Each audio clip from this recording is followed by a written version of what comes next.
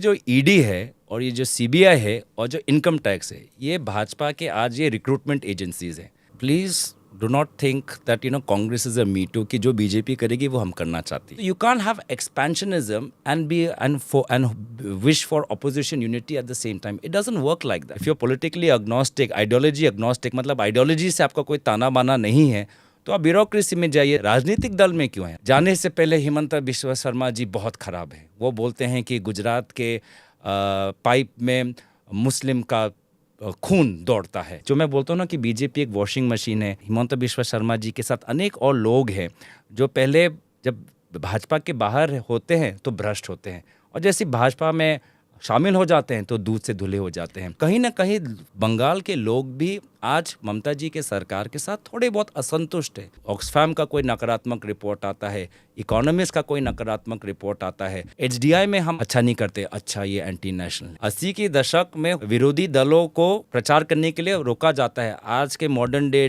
Dictatorship में जब हम बोलते हैं राहुल जी को बोलने दो, राहुल जी को बोलने दो संसद में, तो हम सडनली माइक ऑफ हो जाता है। हमारे विफलताओं के कारण कुछ हमारी खामियां थी जिसके कारण लोग आज हमसे अलग हैं। I am not going to take anyone's name because I have not come here for a तू मैं सेशन।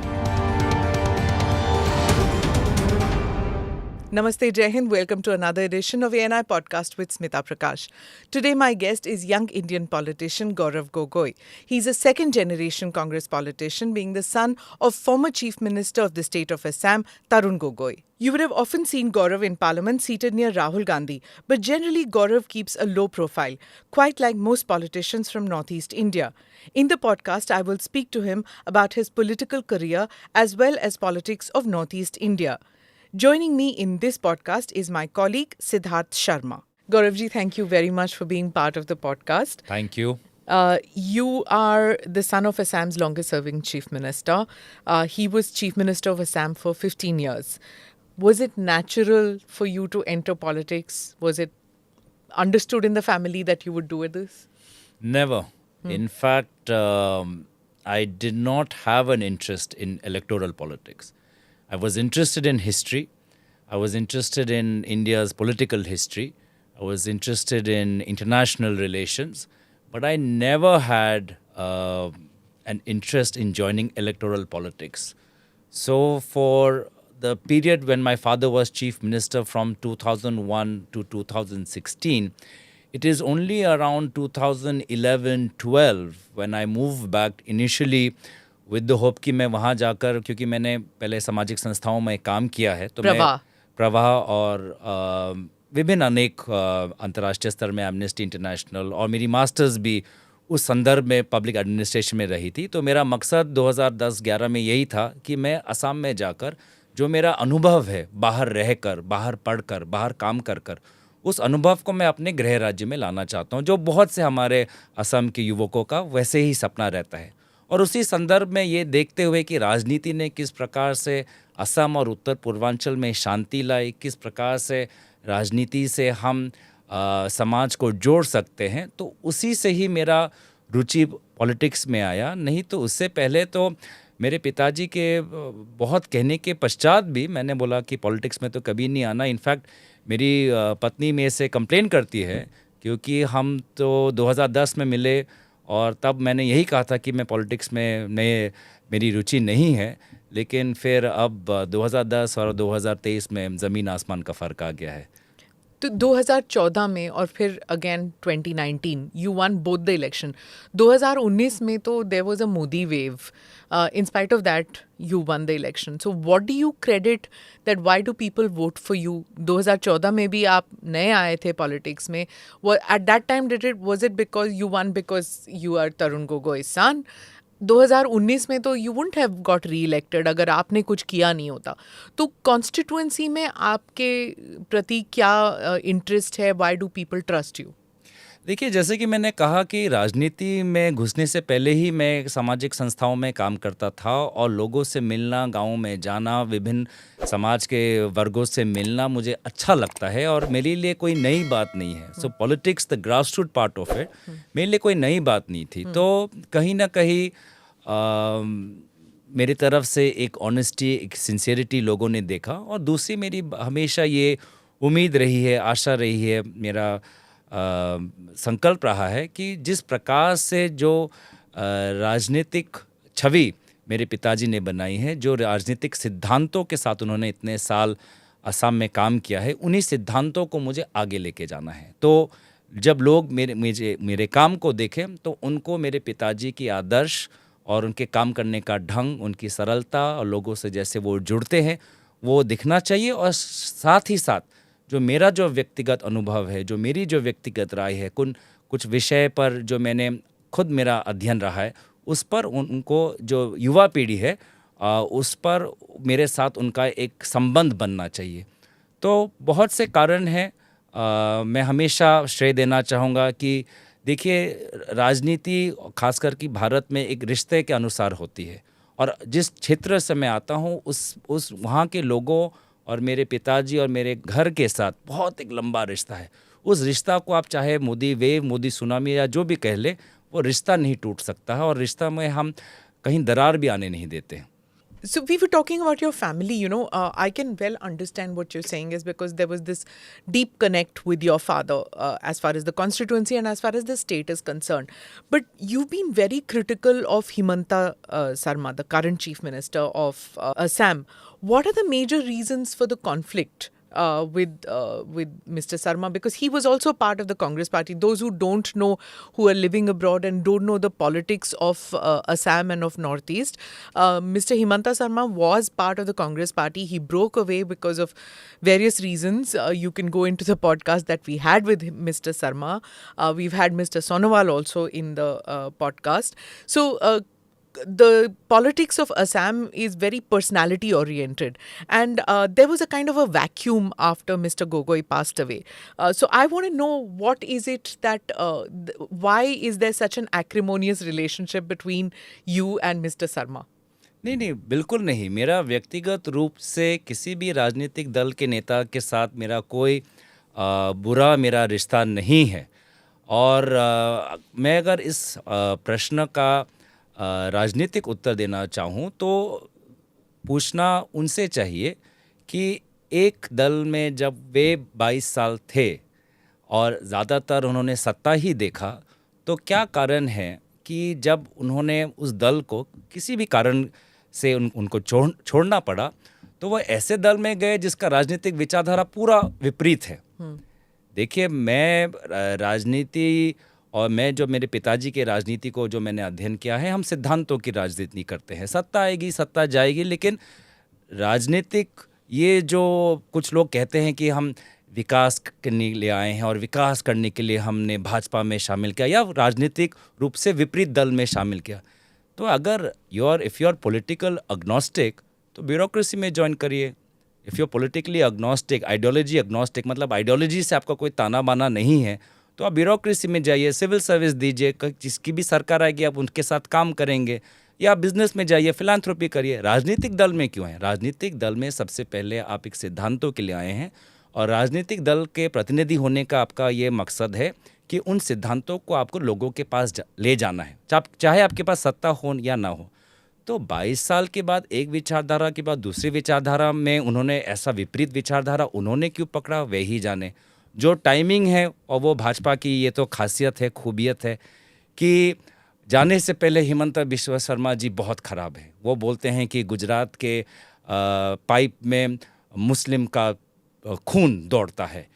इस प्रकार के भाषा का प्रयोग करने वाले व्यक्ति को भाजपा पहले कहती है कि हम आप पे जांच करवाएंगे। ऐसे भाषा सुनकर भाजपा पहले बहुत उत्तेजित होती थी कि क्यों ऐसे बोलते हैं, और बहुत आज तो हिमंता बिस्वा शर्मा जी बहुत सरल भाषा है, जो अगर आप उनकी पुराने भाषा अगर आप वो निकालेंगे तो पता चलेगा कि कितने और उन्हें बातें उस समय के गुजरात के मुख्यमंत्री के खिलाफ, वर्तमान के प्रधानमंत्री के खिलाफ कहा। उसके बावजूद भी भाजपा उन्हें शामिल करती है। पहले बोलती है कि शारदा में आपका हम जांच करेंगे, आपके परिवार के सदस्यों को हम बुलाएंगे, और जब भाजपा में शामिल हो जाते तो सारे केसेस ड्रॉप। तो बेसिकली जो ईडी है और ये जो सीबीआई है और जो इनकम टैक्स है, ये भाजपा के आज ये रिक्रूटमेंट एजेंसीज़ हैं। ये ढूंढते हैं कि विभिन्न दलों में स्कैम्स के साथ कौन जुड़े हुए हैं, उनके पास सीबीआई, इनकम टैक्स, ईडी भेजते हैं, उनको अपने दल में शामिल करते हैं और फिर केसेस ड्रॉप हो जाते हैं. तो CBI, IT, ED have become recruitment arms of the Bharatiya Janata So Party. you think that Mr. Sarma was recruited because of that? The cases have dropped. The Mr. Aluwalia, I remember, used to come to Assam and say सबसे पहले हम इनके खिलाफ case करेंगे. Bhajpa came up with a booklet. आज booklet आपको मिलेगी नहीं, but Bhajpa used to come up with a booklet. उसमें लुइस बर्जर स्कैम और हिमंत बिश्वा शर्मा जी का नाम उल्लेख करते हैं. और उसके बाद जैसे ही हिमंत बिश्वा शर्मा जी शामिल हो गए तो वो बुकलेट चली गई, वो स्कैम चला गया, वो जांच पड़ताल चला गया. Even if I was to grant you this, or grant the Congress party this thing, that maybe Mr. Sarma was lured by Not the only ED. Mr. Sarma, there are many Okay. others. He is one of many. No, others, yes, I can imagine. But suppose Mr. Sarma was recruited only for that reason, and Mr. Sarma comes in the hypothetical situation that he came in because of that. Look at the way he has transformed the numbers game in the Northeast. He has delivered for the BJP. Would he be working like the way he's working? And not just in the Northeast. Across the country he travels. From Telangana onwards. He goes everywhere. Would he be working with this kind of a zeal for a party which would have twisted his arm to bring him into the BJP? Well, first of all, I don't know ये interview मेरे पे है या हिमंत बिश्वा शर्मा पे है. I will get to मतलब that. मुझे लग रहा है कि मैं गलत आपने व्यक्ति को बुला लिया, उनको बुलाना चाहिए था. पर दूसरी बात यह है कि आई मस्ट स्पीक ऑब्जेक्टिवली. और ये जो बोलते हैं कि एक व्यक्ति के कारण उत्तर पूर्वांचल के राजनीति में बहुत बदलाव आया है. I think that journalism is a bit lazy. उत्तर पूर्वांचल बहुत कॉम्प्लेक्स है. उत्तर पूर्वांचल की हर राज्य की राजनीति बहुत कॉम्प्लेक्स थी. एक टाइम पे उत्तर पूर्वांचल के विभिन्न राज्यों के मुख्यमंत्री कांग्रेस दल के मुख्यमंत्री थे. उस समय भी हम कोई ऐसा नहीं वक्तव्य नहीं देते थे कि एक व्यक्ति या एक मुख्यमंत्री पूरे उत्तर पूर्वांचल पर प्रभावित कर सकता है. तो ये जो नैरेटिव है, मुझे must be suiting Himanta Biswa Sharma and all his media friends here, but I think it's very lazy to report the Northeast as one entity. Cool, you can call the media lazy. What about the Congress? You had a complete sway in the Northeast. Now where are you? So is that laziness on the part of the Congress or the media in reporting this? If you look at the history of the Northeast, जो Northeast के जो विभिन्न राज्य हैं, उन राज्यों के जन्म से कांग्रेस पार्टी जुड़ा हुआ है. चाहे शिलोंग अकॉर्ड हो, मिजो अकॉर्ड हो, असम अकॉर्ड हो, उस पल से जब विभिन्न राज्यों को उनको राजनीतिक दर्जा मिला, उस पल से कांग्रेस पार्टी जुड़ा हुआ है उत्तर पूर्वांचल के साथ. तो आज अगर उस समय से आज वर्तमान में अगर कुछ समय हम सत्ता के बाहर हैं, तो इसका मतलब ये तो नहीं है कि कांग्रेस पार्टी अब उत्तर पूर्वांचल में नहीं है. तो ये जो मुझे लगता है कि ना कौन से राज्य में you're तो in power? अगर आप वही मैं बोल रहा हूँ, अगर आप एक in a long period. Gaurav ji, 7 states, now 8 they're saying because you joined in Sikkim. 7 sisters, and now it's called Ashtalakshmi. And you're not in power even in one state. Doesn't it bother your party and doesn't it bother you as a young politician? See, it bothers me as a party because we want to do well in elections also. लेकिन at the same time, it doesn't bother me as a person or as a politician because I know it's a slice of time. अगर वास्तविक में हमारी विचारधारा और हमारे दल को उत्तर पूर्वांचल के लोग स्वीकार नहीं करते, तो हमेशा पहले ही हमको नज़रअंदाज कर देते हैं. आज भी अगर आप देखें, आपको लगता है कि भाजपा बहुत अच्छा कर रही है उत्तर पूर्वांचल में. भाजपा की सरकार मणिपुर में है, भाजपा की सरकार त्रिपुरा में है, भाजपा की सरकार असम में है, लेकिन मेघालय में भाजपा की सरकार नहीं है. वो कहना चाहते हैं उनकी सरकार है, पर उनके विधायक 2 हैं. Doesn't matter. आपकी है क्या? आपकी तो नहीं है ना. मैं यही कहना चाहता हूँ कि ये ले तो पहले एडुकेट करना चाहता हूँ ना, क्योंकि भाजपा मेघालय में Bhajpa saying I'm talking about your party. It might not matter to you, but let me allow me to complete. Okay. Because because Bhajpa says it is our government, we've swept the Northeast, right? That's what media also likes to say. They've swept the Northeast. Ma'am, they are not in Meghalaya. They are 2 MLAs. Madam, they are not in Mizoram. It's a regional party. Madam, they are a very junior partner in Nagaland. It is the regional party there. Madam, they are not there in Sikkim. Okay? They have hardly any MLAs there. It's basically a regional party.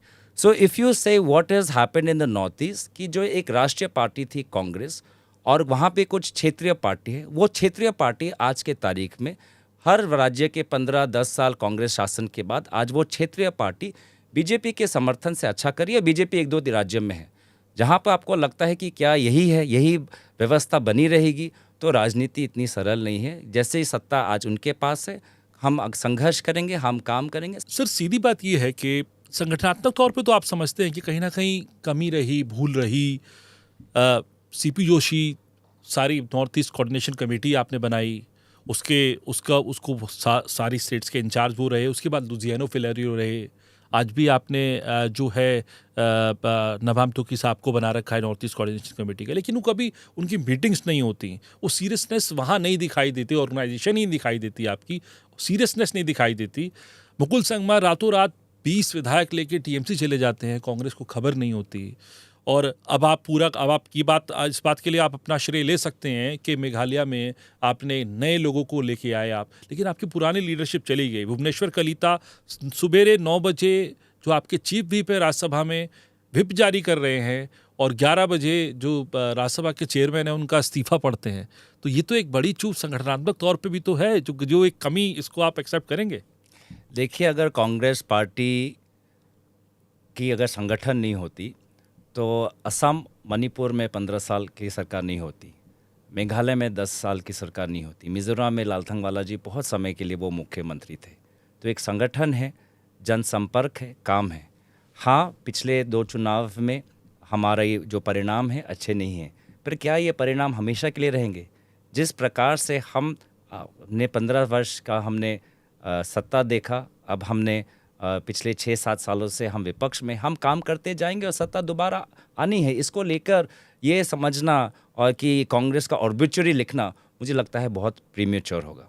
जहाँ तक विभिन्न व्यक्तियों के जिनका नाम आपने उल्लेख किया है कि ये चले गए, वे चले गए, ठीक है, वो गए हैं, लेकिन मुझे लगता है कि कांग्रेस पार्टी विशेष रूप से उत्तर पूर्वांचल जो वोटर है, वो आज भी हमारा वोट से अगर आप देखें तो घटा नहीं है। अगर आपने बात की मेघालय की, मेघालय में दोबारा मैं कहना चाहूँगा कि भाजपा कहती है, और आपके प्रिय असम के मुख्यमंत्री भी वहाँ पे बहुत गए, तो वहाँ पे इतना कुछ करने के बाद भी उनके 2 ही विधायक आए, हमारे 5 आए हैं, हमारे कम है।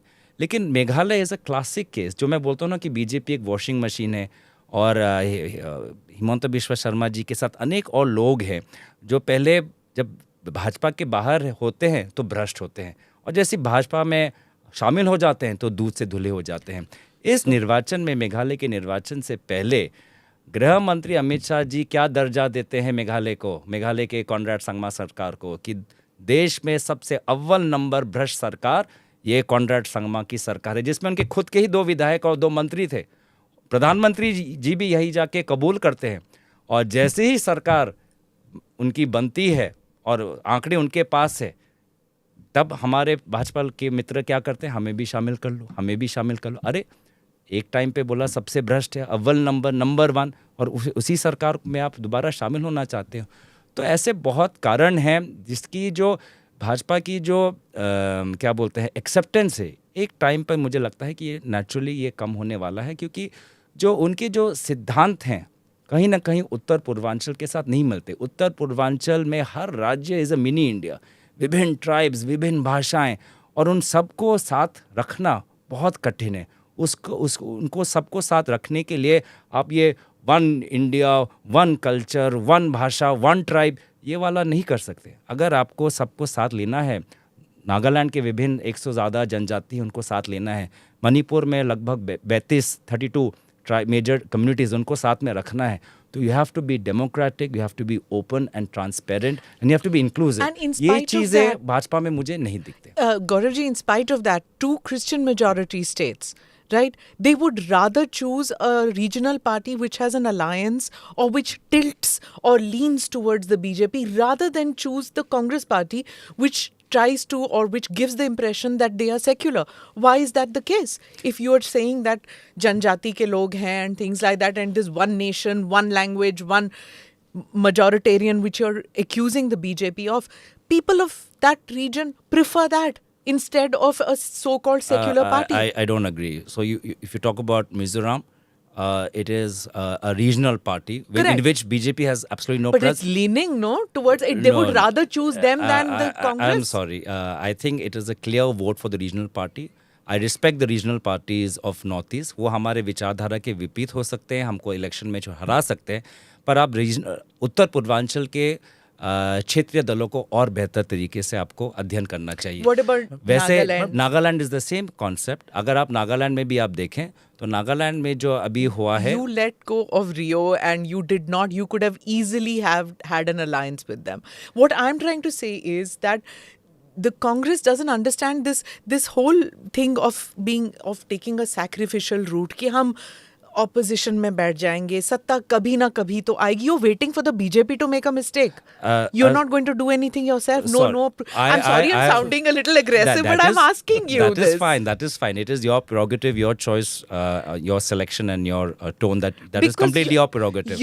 You are But- giving this very zen-like attitude कि हम पीछे बैठेंगे, हम ऑपोजिशन में रहेंगे, हम सत्ता हमेशा तो नहीं आएगी. लोगों के लिए काम करने के लिए सत्ता तो जरूरी है ना. एक देखिए, इम्पोर्टेंट बात सर ये भी है कि आप मेघालय की बात कर रहे थे ना.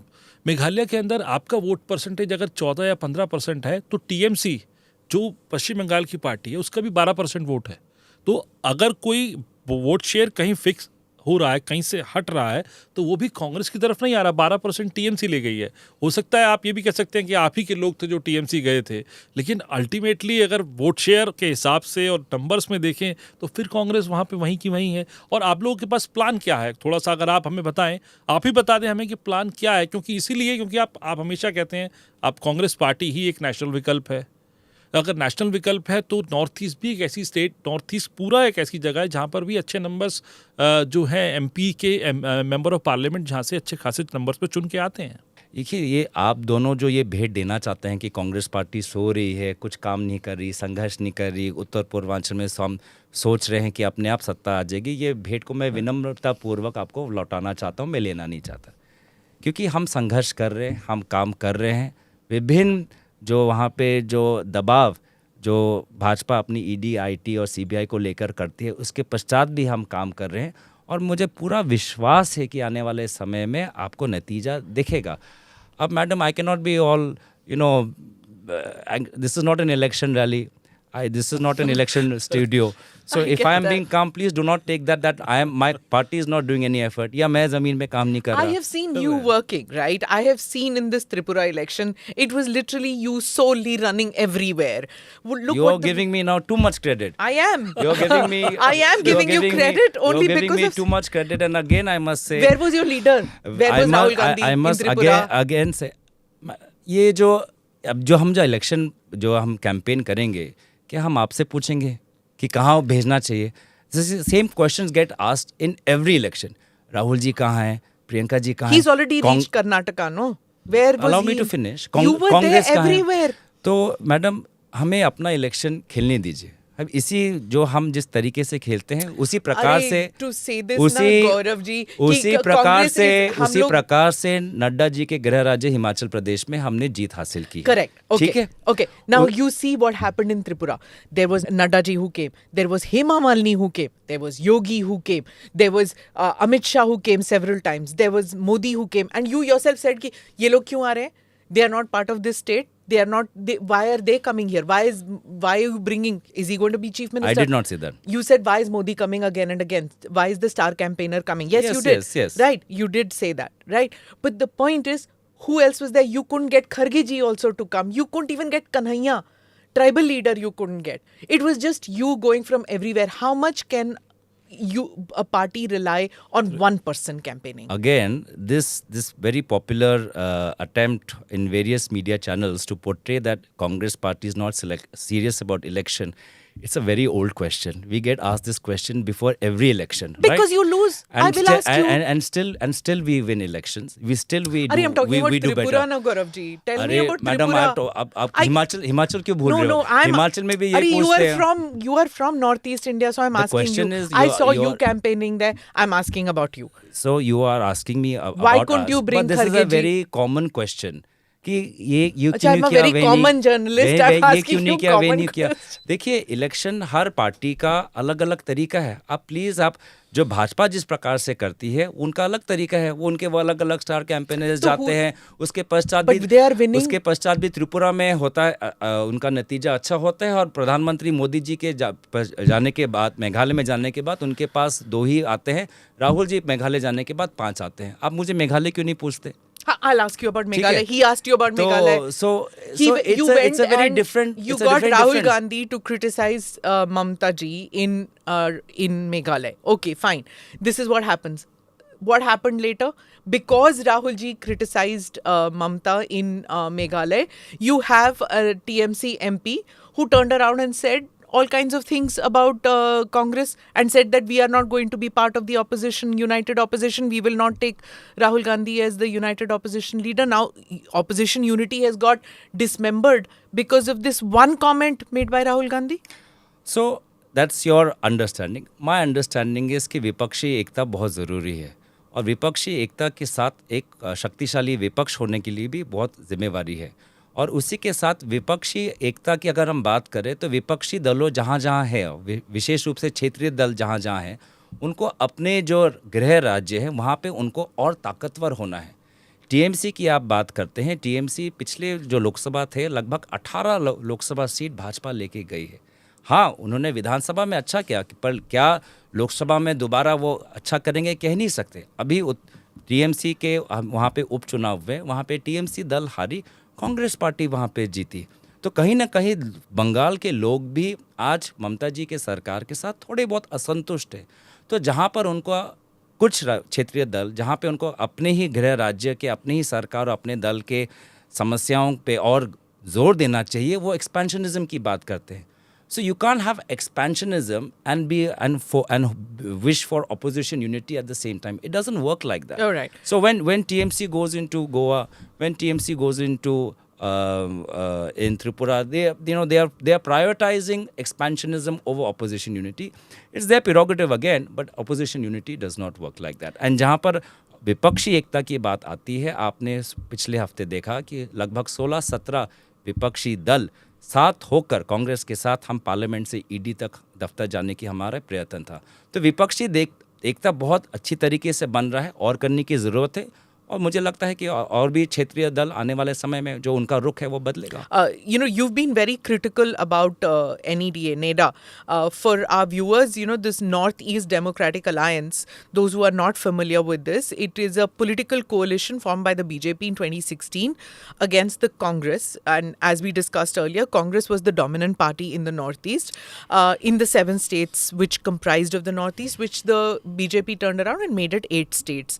Now, we were talking about this. You've been very critical and talked about the NEDA and said that it doesn't work. It's just for electoral alliance, and you're saying that there is nothing that is holding that together. It is merely for electoral purposes.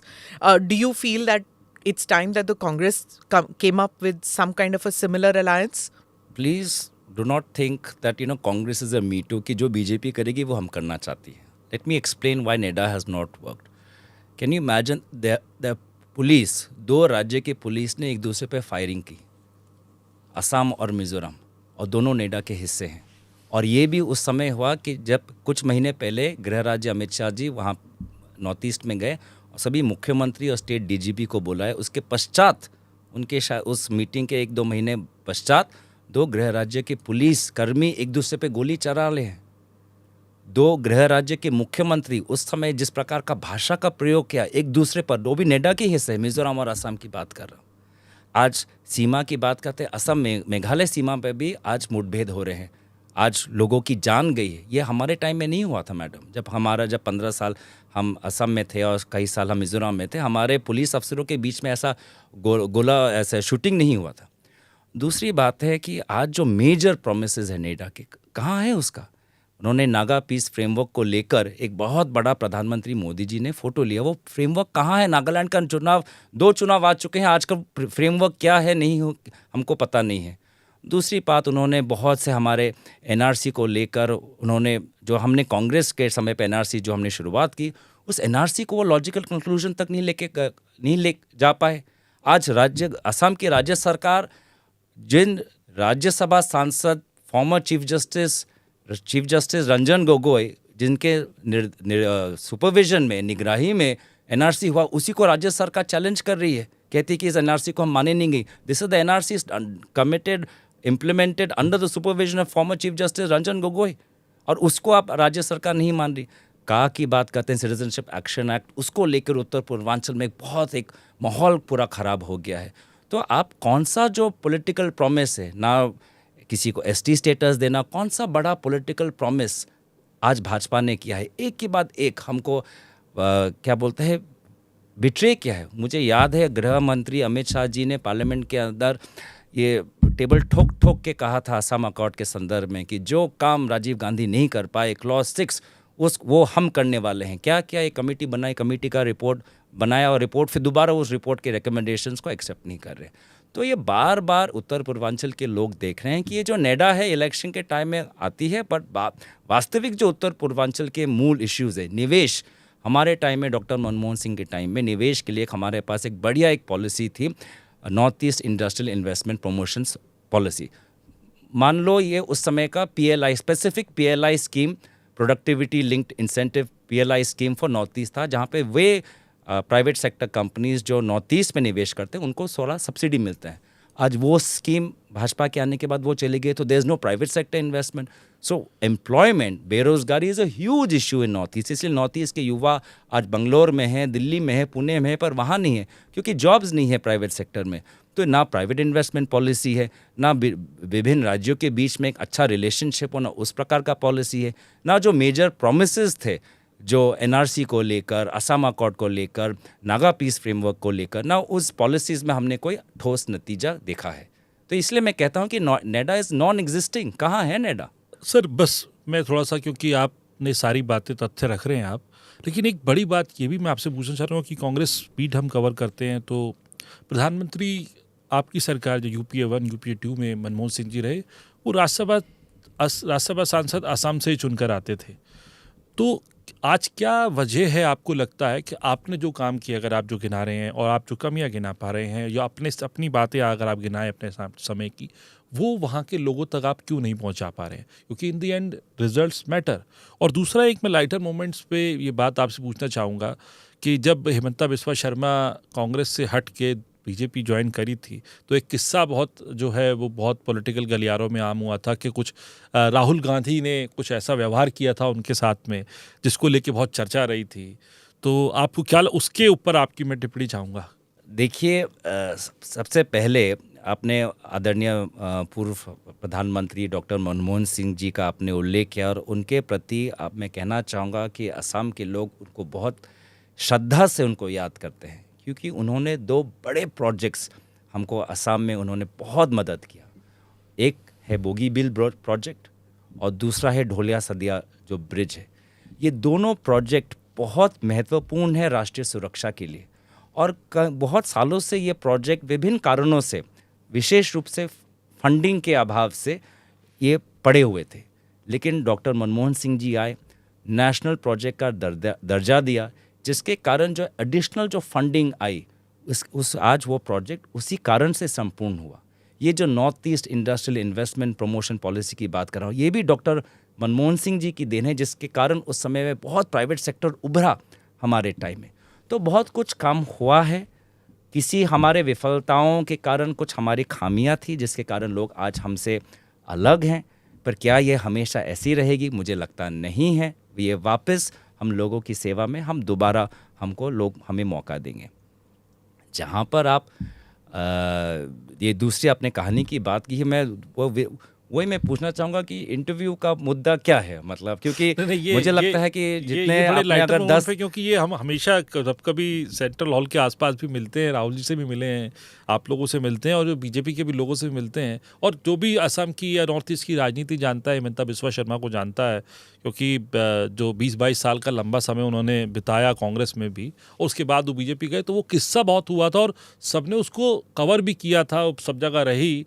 तो वो किस्सा जो है वो उसमें कितनी सच्चाई आपको लगती है? क्योंकि हिमंता बिस्वा शर्मा जो भी हैं वो भी आपके असम की कांग्रेस सरकार के अंदर एक अच्छी हैसियत रखते थे और दिल्ली में दिल्ली की लीडरशिप के साथ भी उनका दखल था, तो आपको लगता है जो इस तरीके की बात वो कहते हैं उनमें सही दम होगा कहीं बात में? देखिए, मैं तो आपसे यही जानना चाहूँगा कि क्या आपने पूछा जब वे आए थे कि जब वो कांग्रेस में थे तो गुजरात के पाइप के बारे में उन्होंने क्या कहा था? प्रधानमंत्री मोदी जी उस समय के गुजरात के मुख्यमंत्री के प्रति किस भाषा का प्रयोग किया था? क्या आपने उनसे ये सवाल पूछा? तो ये इनसे आपको विभिन्न टाइम में आपको हेडलाइंस आपको मिलते रहेंगे। मेरा अफसोस ये है कि आज मेरा जो प्रदेश असम है, असम के विकास का कोई हेडलाइन आता है? असम में क्या शिक्षा में कोई विस्तार हुआ है? असम में उद्योग में कोई विस्तार हुआ है? असम में आज अमन चैन का विस्तार हुआ है? क्या इस प्रकार के खबर आते हैं? या मुख्यमंत्री ने ये फलाना बोला उस प्रकार के खबर आते हैं? मुख्यमंत्री आए, उनके वो अपने किस्से अलग अलग सुनाए, हेडलाइन ले, मुझे उससे कोई आपत्ति नहीं है। लेकिन मेरा प्रदेश आज ना शिक्षा के विषय पर का नाम उल्लेख होता है। आज मेरा प्रदेश का नाम किस संदर्भ में उल्लेख होता है? 2 गृह राज्य के पुलिस अफसरों में फायरिंग, अल्फा की रिक्रूटमेंट हो रही है।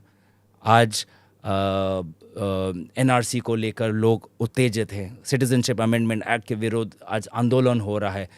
मैट्रिक सेबा जो हमारा स्टेट बोर्ड है एजुकेशन, उसका पेपर लीक हो गया है।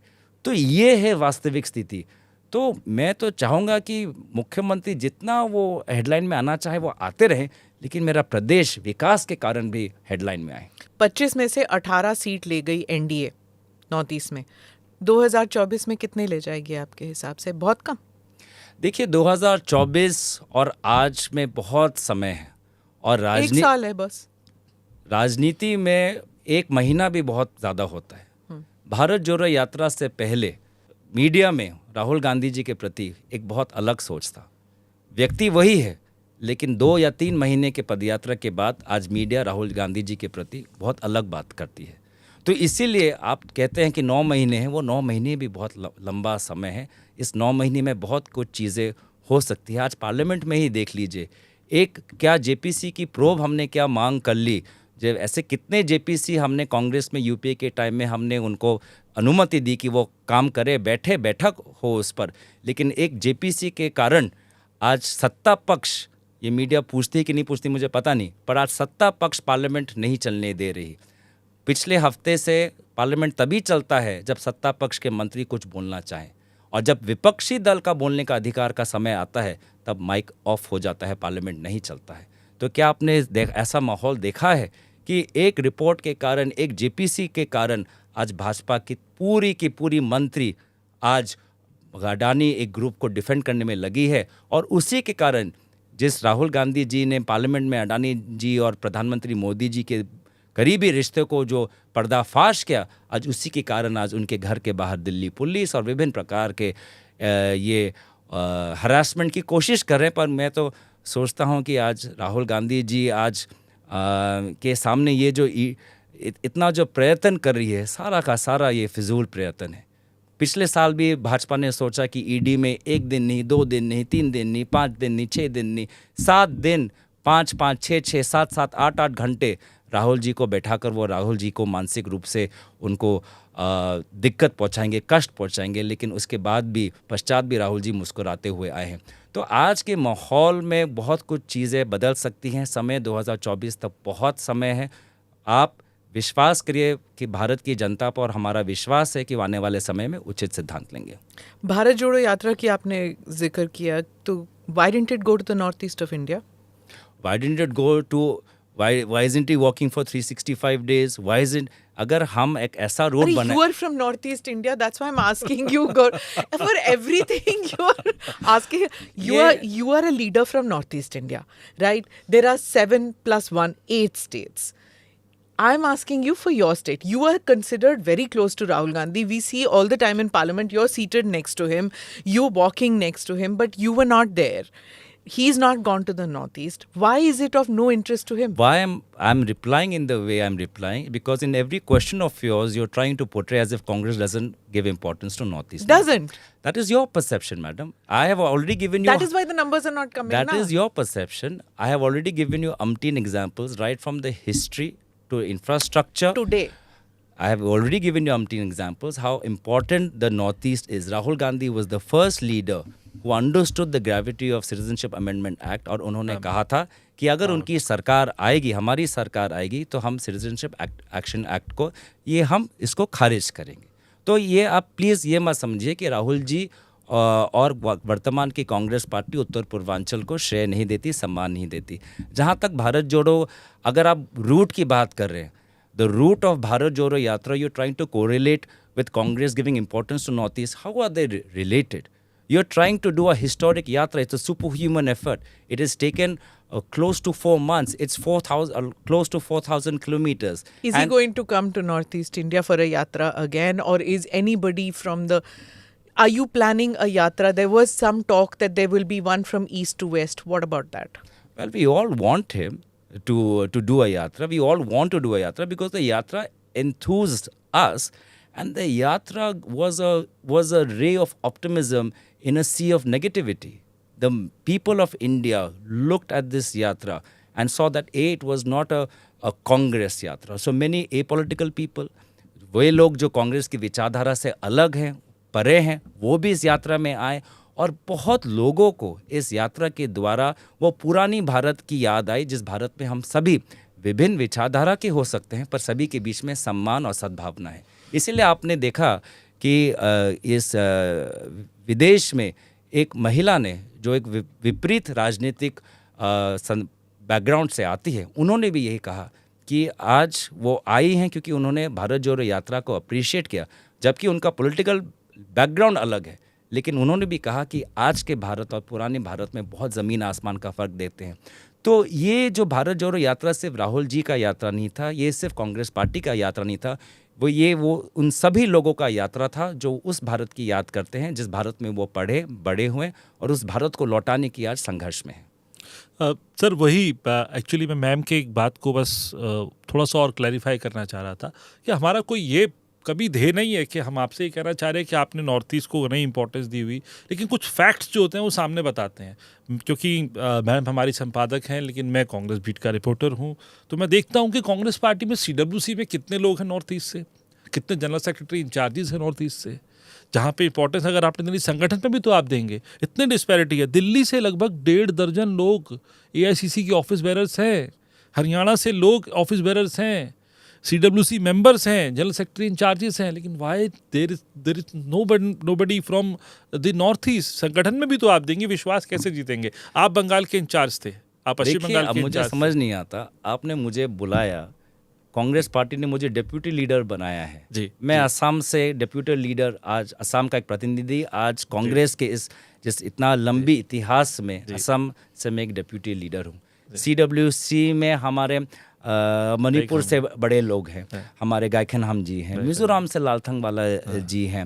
हाँ, आपने बोला कि हमने नबाम टूकी जो पूर्व मुख्यमंत्री है उनको हमने क्या बोलते हैं एक नॉर्थ ईस्ट कोऑर्डिनेशन कमेटी का हमने अध्यक्ष बनाया है. तो आप अपना सवाल पूछ सकते हैं, लेकिन जो मैं भी अपना उत्तर दे सकता हूँ.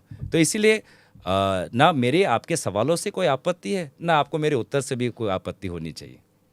Right.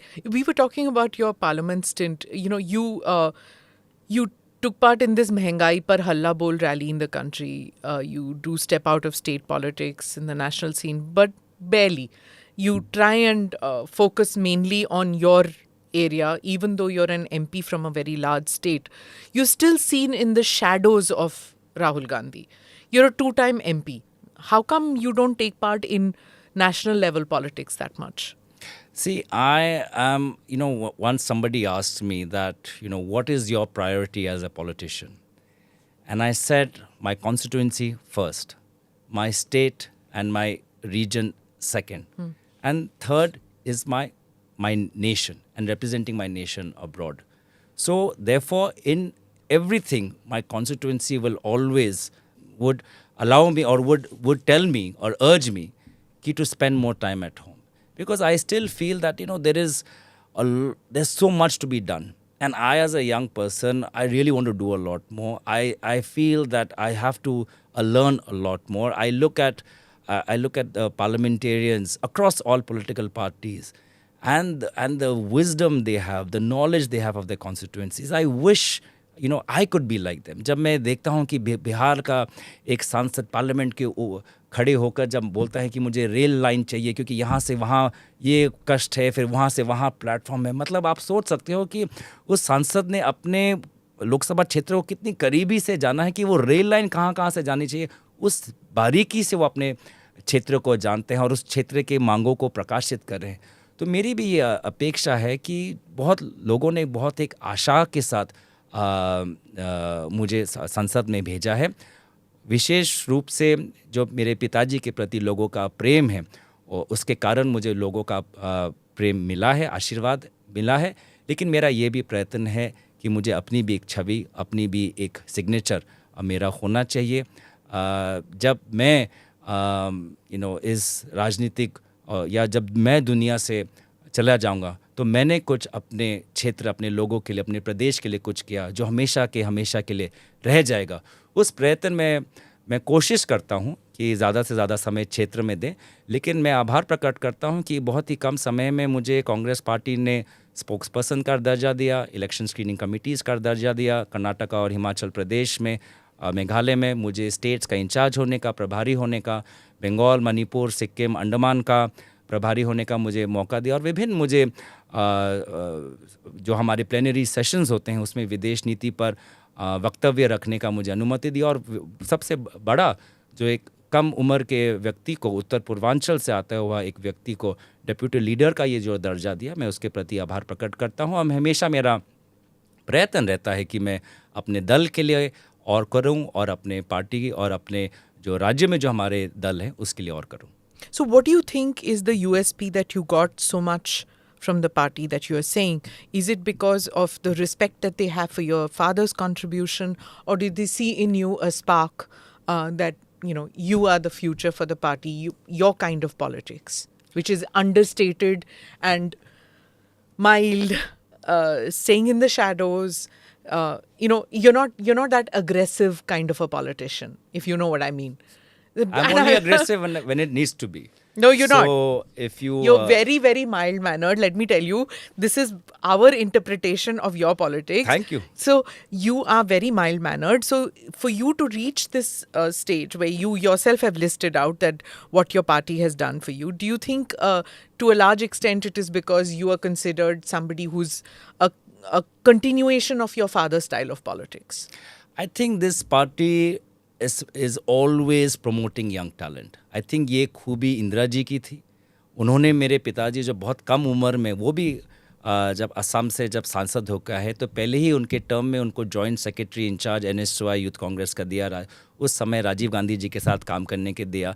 तो ये मुझे लगता है कि कांग्रेस पार्टी में ये एक संस्कृति है कि हमको उभरते हुए लोगों को सराहना है, उनको मौका देना है ताकि वो सीख पाएँ और वो कांग्रेस के सिद्धांतों में और पक्के हों और अपने क्षेत्रों में काम कर पाएँ। तो मुझे लगता नहीं कि ये आज की कांग्रेस पार्टी की संस्कृति ही ये पहले से रही है। चाहे आप राजीव जी की बात करें, चाहे आप इंदिरा जी की बात करें, चाहे राहुल जी की बात करें, चाहे आज खड़गे जी की बात करें, तो हमेशा ये हमारा प्रयत्न रहता है कि अलग अलग हमारे, चाहे राज्यसभा में हो या लोकसभा में हो, हमें जो नई पीढ़ी है उसको हमको साथ में लेना है। But Gauraji, where? You're losing young talent. You lost Jitin Prasada, you lost Jaiveer Shergill. These are all young people, your contemporaries only. And Sushmita Dev. And you also lost people who were Rahul Gandhi's age group. There was Scindia who went out. I mean, I can list so many people who went out because there's a frustration that they're all feeling. It's not just because of power. You can say that, okay, they wanted power. But many of them are sitting outside. They're not part of the power scheme at all. See, I don't want to take anyone's names. That's why I took the names. You're welcome to. But I am not going to take anyone's name because I have not come here to your studio, Smita ji, for a tu me session. But all I can say is कि कांग्रेस के सागर में कुछ लोग गए हैं तो बहुत कुछ लोग आए भी हैं। अगर आप राज्यसभा में आप देखें तो हम केरल से हमारी एक जेबी माथर, एक उभरती हुई एक सितारा के रूप में आए हैं। मेरा दोस्त आज इस दुनिया में नहीं रहा, पर राजीव साटव महाराष्ट्र से एक बहुत ही शक्तिशाली एक भविष्य के नेता को हमने खोया हुआ है। तो इस कांग्रेस के इस महानदी इस सागर में कुछ लोग ने अगर हमें अलविदा किया है, तो बहुत से लोग आए भी हैं जो उनके स्थान उन्होंने लिया है। शायद उनका भविष्य उन चमकती हुई सितारों से और भी ज़्यादा चमकता हुआ हो सकता है। बट सर, कांग्रेस आपको लगता नहीं है इससे नुकसान होता है? आप स्पेंड करते हैं बहुत कुछ, जैसे आप एग्जांपल आपने इंदिरा जी का दिया, तो मैं बहुत सारे नाम आपको गिनाऊंगा हर स्टेट वाइज। जैसे अगर आप असम से आप तरुण गोगोई साहब का नाम गिनाते हैं, तो आप गुजरात से आप अहमद पटेल का नाम गिनाते हैं, राजस्थान से आप अशोक गहलोत का नाम गिनाते हैं, आप गुलाम नबी आज़ाद का नाम वहाँ से गिनाते हैं, जम्मू कश्मीर से आप, पंजाब से आप अंबिका सोनी का नाम गिनाते हैं। तो ये लोग वो थे जिन्होंने आगे कांग्रेस को आगे बिल्टअप किया, कांग्रेस में आगे रोल निभाए, इनको मौका मिला, ये आगे गए। लेकिन अब जब आप गिरा रहे हैं, तो मध्य प्रदेश के जो ज्योतिरादित्य सिंधिया आप ही के प्रोडक्ट थे, पूरी सरकार गिर गई।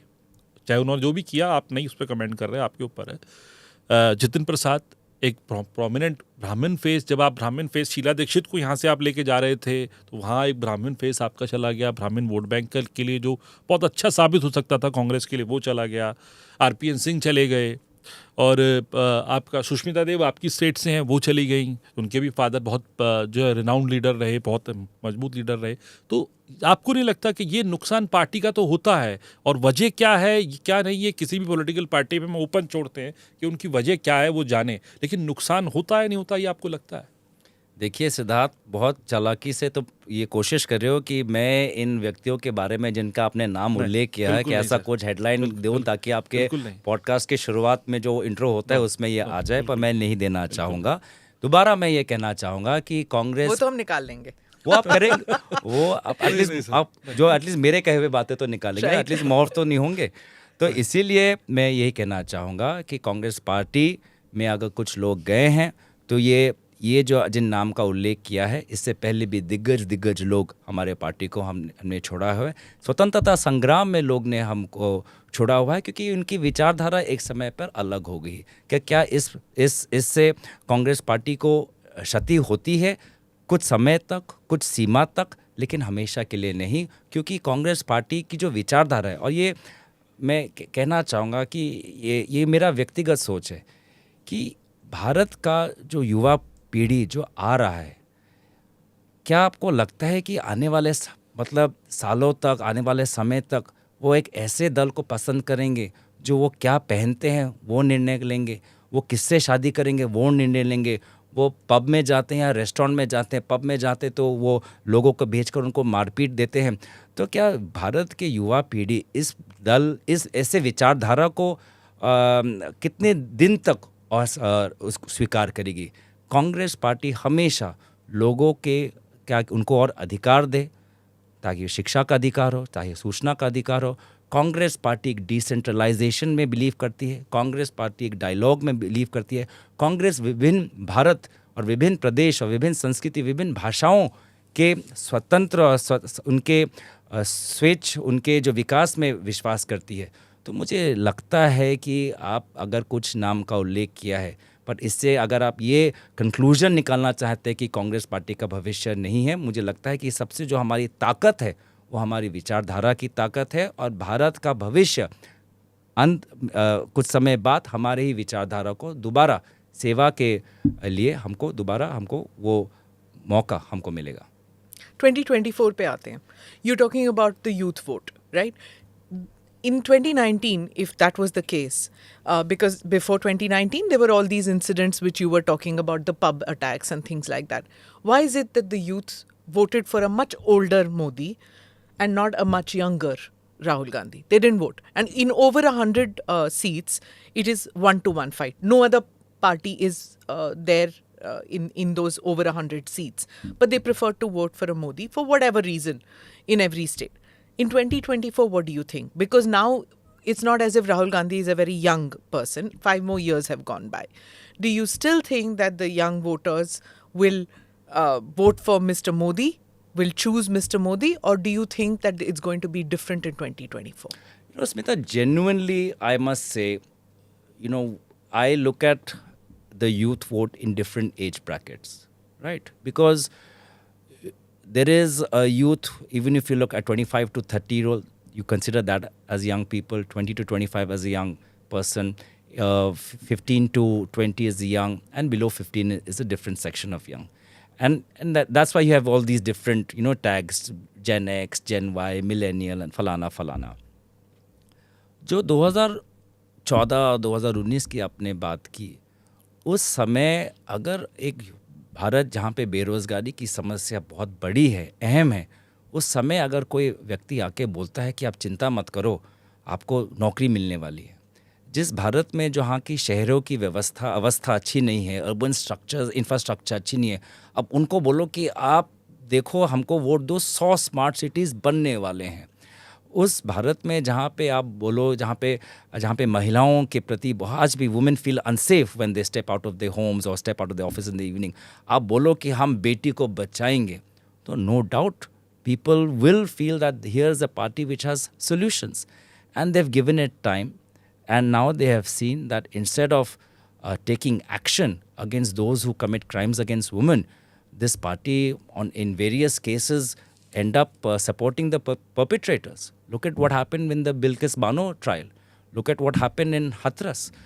So there is a section where people are uncomfortable with. There is a section of young people who are saying like, listen, I don't want to feel angry all the time. At the end, I want to have a job. I don't want to feel anger towards any particular community or any part of India, whether it's north, south, east or west. I want to have a job at my hand, and I'm not getting that. And they are saying that, listen, they're talking about this post-COVID recovery. क्या post-COVID recovery? बड़े कंपनियों का आज economic जो उनका जो balance sheet है वो तो अच्छा हो रहा है, पर मेरा तो कुछ ने फ़र्क नहीं देख रहा. तो ये एक there's a sense of discomfort, a sense of disquiet which we sensed in Bharat Jodo Yatra, and I think that's why you might talk about age, but I think it's all in the mind, it's in the mindset, and I find that whether it's on our culture, on who we want to be, how we want India to be represented, on the actual, did we find solutions in the last 6-7 years to burning problems of unemployment? I think there are many factors for which I feel that the youth vote are going to shift away. Now, I hope that within the 9 months, we are able to do much more. We are able to go out, talk to them, engage with them, ideate with them, co-create the solutions with them. And I feel that, that would also give us the necessary momentum to get more of the youth vote in the future. So I hope we do that, and time will tell. Look, I know you're going to defend Rahul Gandhi, whatever I may say, so there's no point me asking you about this. But you, please go ahead. But you, as a young politician, you know foreign policy. You've dealt with it. If you were to go outside the country and represent India, would you say the same things which Rahul Gandhi said, which is asking Western democracies that, hey, why aren't you so concerned about what is happening in India? Would you say that? Would you take the same line that he did? I know you'll say the same thing that, oh, he didn't ask for intervention. I'm not getting into that debate. I'm not asking you to do that. I'm just asking that if you were to go and speak in a university, would you use the same tone, tenor, and would you also say the same thing about India? Okay. So let us look at what was the question to which Rahul ji answered. The question was, Rahul ji, आप ये बोल रहे हैं कि भारत में लोकतंत्र को लेकर वहाँ की सरकार आक्रमण करना चाहती है. आप क्या चाहते हैं कि विदेश की सरकार, यूएस की सरकार, ब्रिटेन की सरकार, आप क्या करना चाहिए उनको? ये प्रश्न था. उत्तर में राहुल जी ने क्या बोला कि ये देखिए, ये हमारा अंतर का मामला है और इसका नहीं again you're saying the same thing which everybody is saying. This is the third one. The first 24 hours later he said that. Can I go ahead? What he said in the university, I'm asking, not in the press conference. Can I go ahead? He said कि ये हमारा अंतर का मामला है. इसको अगर हमको सुलझाना है तो भारतीय ही इसको सुलझाएंगे. हाँ, अपने विभिन्न सरकारों की बात की, ये उनका मामला नहीं है, लेकिन जनसंख्या में भारत की आबादी आज लगभग 140 करोड़ है. तो अगर भारत में लोकतंत्र में की संस्कृति में अगर कुछ बदलाव हो रहा है, कुछ गलत हो रहा है, तो क्योंकि हमारी जनसंख्या दुनिया की जनसंख्या में हम 140 सबसे ज़्यादा जनसंख्या में हैं, तो भारत में होगा वो विदेश पे प्रभाव पड़ेगा ही. और हम शायद कुछ देख भी रहे हैं कि आज हमारे ही जो भारतीय की जो हमारी इंटरनल पॉलिटिक्स है पंजाब को लेकर, आज वो उसका हम दृश्य हम यूके में देख रहे हैं, It's a very broad example, but it's an example of how internal politics is playing out in UK, is playing out in Melbourne and Canada as well. तो इन्होंने बोला कि so please don't assume that कि भारत की जो ये समस्या है भारत तक ही सीमित रहेगी. It's a democracy is a public good. I think that was a fantastic statement. Democracy is a global public good. We are all invested in each other's democracy. That was the answer. To which Bhajpa. Forget Bhajpa. Na, tell me about you.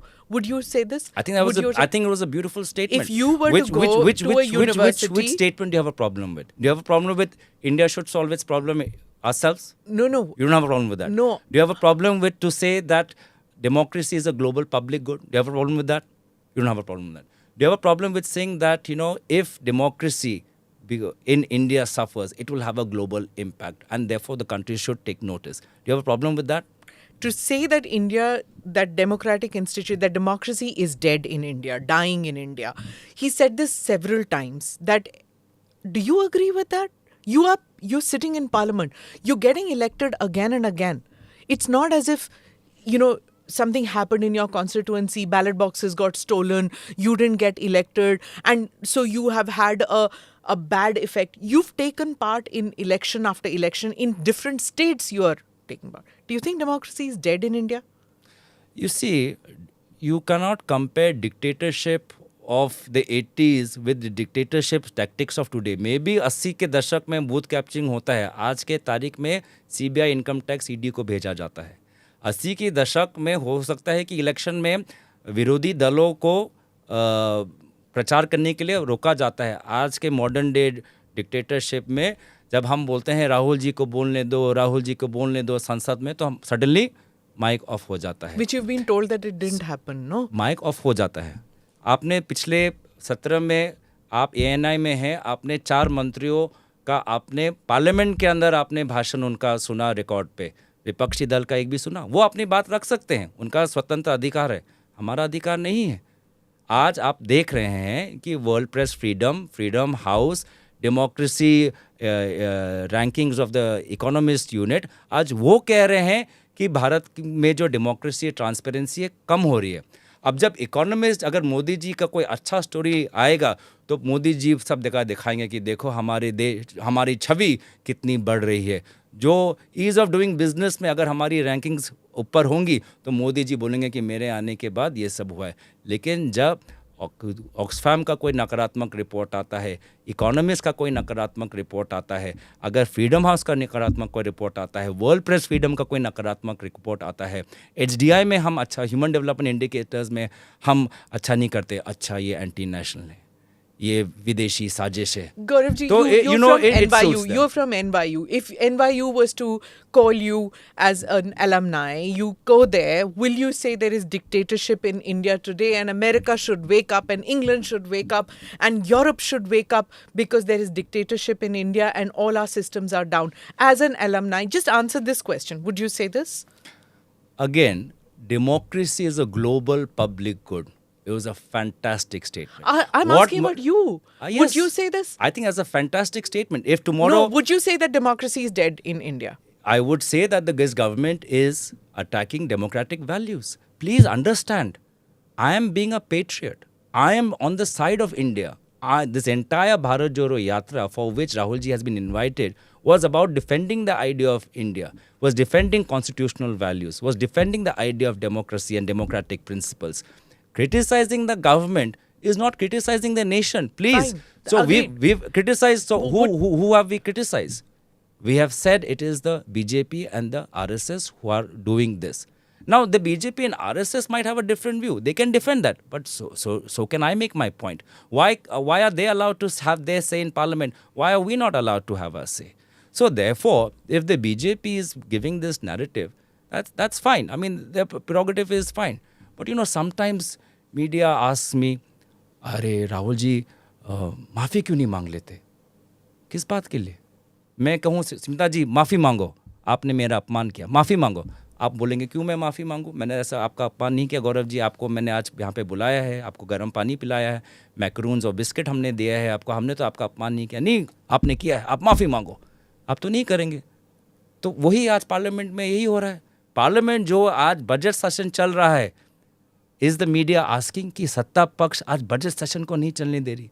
दोपहर के 2 बजे आपके beat reporter से पूछिए कल पिछले हफ्ते के शुक्रवार में क्या हुआ, आज के सोमवार में 2 बजे क्या हुआ। विपक्षी दल सारे बैठे हुए हैं, सत्ता पक्ष के सांसद खड़े होकर पार्लियामेंट को स्थगित करा रहे हैं। तो ये है पार्लियामेंट की स्थिति। और आप हमसे पूछ रहे हो कि हमको इनमें कुछ गलत बोला कि आज लोकतांत्रिक सिद्धांत, आज लोकतांत्रिक जो इंस्टीट्यूशंस पार्लियामेंट की जो गरिमा है, आज मोदी जी के समय में धूमिल हो गई है। क्या हमने गलत बोला? Is that going to be the party line going into elections in 2024? Is that the main slogan, should I say, or main thrust of your party, that institutions have been monopolized, broken, and here is a party which is going to come and rectify that? Is that your line? देखिए, भारत जोड़ो यात्रा में Not Bharat Jodo, for 2024. मुझे समझ नहीं आता, मैं तो आपके प्रश्न में टोकता नहीं हूँ, तो आप मुझे क्यों टोक रहे हो? हाँ. ठीक है, तो जो मैंने भारत जोड़ो यात्रा में जो मैंने अनुभव किया कि 2 चीज़ें लोग ने आज एक्सेप्ट किया है। पहला, जो राहुल जी ने पहले बोला कि ये सूट बूट की सरकार है, उस टाइम सूट बूट की सरकार है, अब ये अडानी की सरकार है। लोग ये ज़मीन पे गांव में, मेरे असम में भी जाएंगे तो हाँ बोलेंगे, हाँ यार ये तो असम का एयरपोर्ट अडानी को मिल गया है 50 साल के लिए, कुछ वहाँ पे क्यों दिया है हमने, सारे एयरपोर्ट उनको मिल गए हैं। तो ये लोग जो सूट बूट की सरकार, आज के समय में अडानी की सरकार, अडानी जी और प्रधानमंत्री मोदी जी के बीच में गहरा संपर्क, क्योंकि फ़ोटो वैसे हैं, visual content is there madam, visual evidence is there. So ये लोग आज एक्सेप्ट करते हैं। कहीं ना कहीं ये भी will be link to the employment model and the frustration that young people are seeing. अरे कि भारत के अमीर पिछले कोविड के समय और अमीर हो गए, अडानी और अंबानी और अमीर हो गया, 2 नंबर स्थान पे अडानी जी पहुंच गए और भारत का युवा वहीं का वहीं है, भारत का मिडिल सेक्टर वहीं का वहीं है। ये हमने अनुभव किया, ये शायद हो सकता है। दूसरी बात ये है जो मैंने आपको कहा उस उदाहरण में कि एक विपरीत राजनीतिक परिवार से आई हुई एक महिला ने कहा कि मैं इस भारत को मैं नहीं पहचानती, इस भारत में अगर मैं उनके भावनाओं को व्यक्त करना चाहूँ तो इस भारत में, इस हिंसा और घृणा के भारत में मुझे घुटन हो रही है, इसमें याद नहीं कर पा रही इस भारत को। ये मेरा भारत नहीं है जिसमें मैं बड़ी हुई, इसके बारे में मेरे पिताजी ने मुझे सिखाया। उस महिला को उस भारत जोड़ो यात्रा में जो हमारा जो मैसेज था of positivity about building, repairing the fault lines and repairing the damage that the BJP has done. Somewhere young people are connecting with that, and a lot of people have connected with that. So I think that these two would be very critical themes. If you talk about democracy, I feel that I feel that would also be a critical message. Punchline क्या होगा, slogan क्या होगा, आप दोबारा जयराम रमेश जी को बुला लीजिए। Bharat Jodo was electoral, that means, no? No, it wasn't. Because you just answered me with Bharat Jodo only, no? Electoral means Bharat Jodo Yatra was not about, please vote us in Gujarat. Bharat Jodo Yatra was not about please vote us in Himachal. Bharat Jodo Yatra was not in the elections in Northeast, please vote us there, or in the elections in Karnataka, please vote us there, or please vote us in 2024. Bharat Jodo Yatra was a platform, was an amazing example of a people's march in which, facilitated by one political party, but people of all ages, people of all backgrounds could just come. I have walked with Rahul ji. I have myself seen कि सड़क पे कुछ लोग थे, कुछ बच्चियाँ थी, wave कर रहे हैं, उन्होंने बोला उनको आने दो, और वो आए, उन्होंने अपनी बात रखी। और इसीलिए मुझे लगता है कि it was a healing, it was a moment of healing, and it was, जैसे कि उन्होंने, राहुल जी ने बहुत अच्छी तरीके से कहा कि वो आज इस घृणा के वातावरण में वो जो प्यार बांटने आए, वो एक प्यार का, एक सद्भावना का, वो भारत जिस भारत को हम याद करते हैं, पहचानते हैं, उस भारत की रक्षा के लिए वो एक मार्च था जिसमें सभी ने भाग लेने का मौका मिला। तो सर, अब अगर लबोलुबाब समझा जाए तो मतलब आपने बता दिया कि इन लाइंस पे आप मतलब और भी ब्रॉड बात कर सकते हैं, लेकिन इन लाइंस पे आप चलने वाले हैं 2024 के लिए, तो हम ये मान के चलें कि फिर फेस भी शायद राहुल गांधी होंगे कांग्रेस की तरफ से। देखिए, अगर आपने हमारे पार्टी के वरिष्ठ नेताओं का जो अपने वक्तव्य सुना, मल्लिकार्जुन खड़गे जी का वक्तव्य सुना, आज के तारीख में हम बार बार ये कह रहे हैं कि आइए सब विपक्षी दल हम एक साथ होके बातचीत करें, काम करें।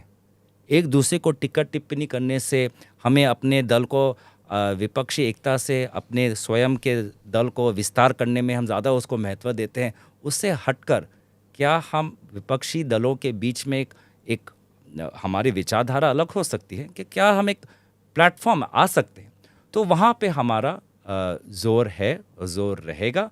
और साथ ही साथ भारत जोड़ो यात्रा में ये तो हमें बोलना पड़ेगा, क्योंकि जो उसमें जो हमारी संगठन को शक्तिशाली हम करने का अवसर मिला, वो भी हमारा प्रयत्न रहेगा।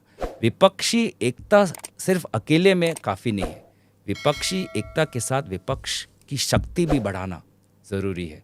और कहीं कहीं हम एकता में इतना ध्यान देते हैं, लेकिन शक्ति को हम अपने दलों की शक्ति को हम और कैसे, सांगठनिक शक्ति को और कैसे बढ़ाना चाहिए, उस पर भी हमको ध्यान देना है।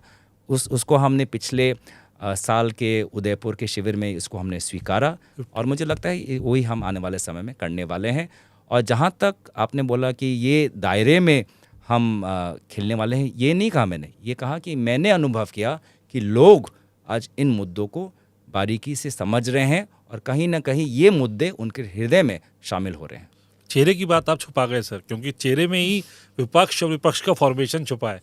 आपने जो आप इशारों में टीएमसी की बात तो कर रहे हैं, आप नहीं कह रहे, मैं बोल रहा हूँ टीएमसी की बात कर रहे हैं कि अपने आप को विस्तारवादी बात ना कहें, लेकिन टीएमसी तो साफ कह रही है कि राहुल गांधी टीआरपी हैं प्रधानमंत्री मोदी की, वो रहेंगे विपक्ष का फेस, तो बिल्कुल हम प्रधानमंत्री को अटैक नहीं कर पाएंगे। अखिलेश यादव भी बराबर में खड़े हैं, वो सब कह रहे हैं फेस बाद में देखा जाएगा, कोalition के लिए आइए। बीआरएस एक अलग लाइन पे है, तेलंगाना में आप उनके साथ अलग लाइन पे चल रहे हैं।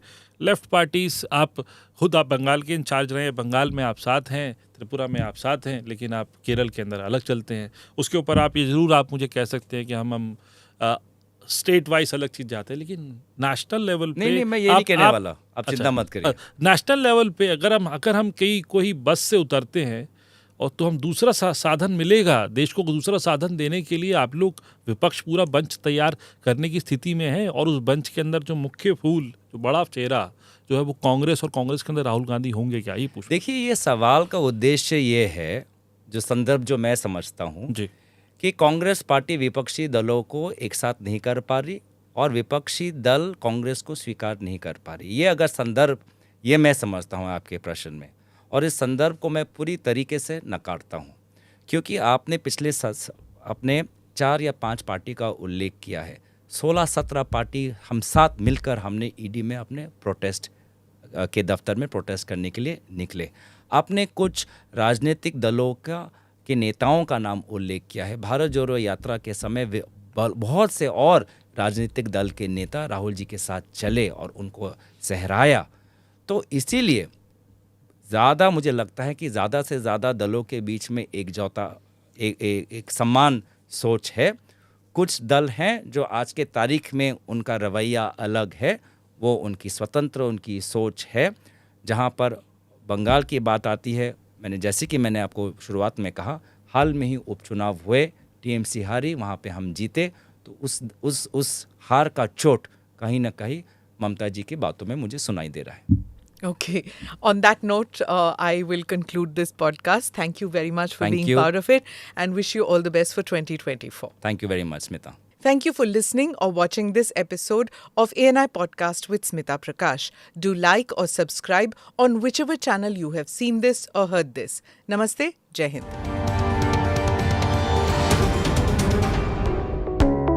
Click here to watch the previous episodes.